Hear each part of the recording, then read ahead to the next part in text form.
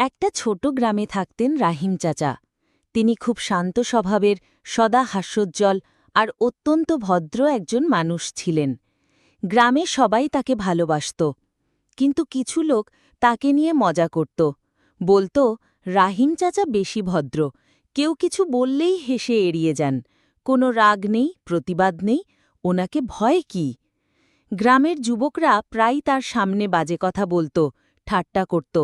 অথচ রাহিম চাচা কখনো রেগে যেতেন না, শুধু বলতেন, ভদ্রতা মানুষকে ছোট করে না, বড় করে।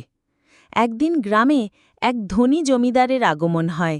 তিনি সিদ্ধান্ত নেন, এই গ্রামে একজনকে দায়িত্ব দেবেন তার জমি ও ব্যবসা দেখাশোনার জন্য। তিনি গ্রামে কয়েকজনকে ডেকে পাঠান, তাদের চরিত্র ও ব্যবহার যাচাই করতে থাকেন।